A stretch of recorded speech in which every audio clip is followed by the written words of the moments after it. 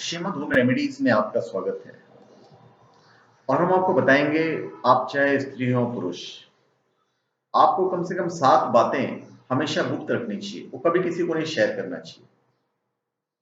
हम नितांत निजी बातों को सदैव छिपा कर रखना चाहिए। यदि ये बात दूसरों को बता दी जाती है तो भविष्य में परेशानियों का सामना करना पड़ सकता है।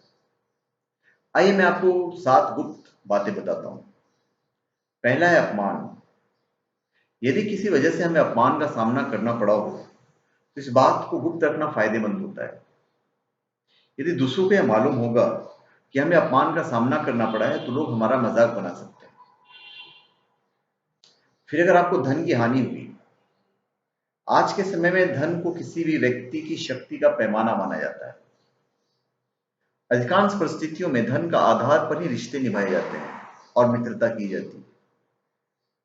अतः यदि हमें कभी भी धन हानि का सामना करना पड़े तो इस बात को गुप्त रखना चाहिए। धन हानि की बात दूसरों को बता दी जाएगी तो कई लोग हमसे दूरियां बढ़ाना शुरू कर देंगे। धन हानि से उबरने के लिए धन की आवश्यकता होती है। इस बात के जाहिर होने पर धन की मदद भी कोई नहीं करेगा।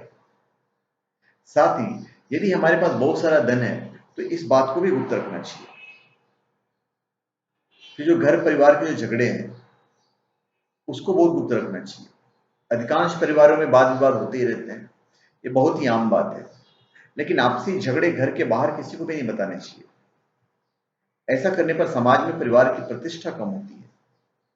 परिवार का अहित चाहने वाले लोग हमारे आपसी झगड़े से लाभ उठा सकते हैं। फिर है मंत्र। गुरु द्वारा दिए गए मंत्र को गुप्त रखना चाहिए। गुरु मंत्र तभी सिद्ध होते हैं जब इन्हें गुप्त रखा जाता है। मंत्रों को गुप्त रखने पर जल्दी ही शुभ फल प्राप्त होते हैं। फिर है दान। गुप्त दान का विशेष महत्व होता है। ऐसा माना जाता है कि जो लोग गुप्त रूप से दान करते हैं उन्हें अक्षय पुण्य के साथ ही देवी देवताओं की कृपा से सभी सुख सुविधाएं प्राप्त होती है। दूसरों को बता बताकर दान करने पर पुण्य प्राप्त नहीं होता है। फिर पद प्रतिष्ठा। यदि हम किसी बड़े पद पर हैं और समाज में हमें बहुत मान सम्मान प्राप्त होता है तो इस बात को भी गुप्त रखनी चाहिए। किसी अन्य व्यक्ति के सामने इस बात को जाहिर करेंगे तो इससे अहंकार का भाव पैदा होता है। अहंकार पतन का कारण बनता है और इससे हमारी प्रतिष्ठा कम हो सकती है। फिर है रति क्रिया। स्त्री पुरुष को रति क्रिया के समय एकांत का विशेष ध्यान रखना चाहिए। इस कर्म से जुड़ी बातें भी ध्यान रखनी चाहिए। यदि ये बातें दूसरे को मालूम हो जाती है तो यह हमारे चरित्र और सामाजिक जीवन के लिए अच्छा नहीं होता है। तो धन्यवाद।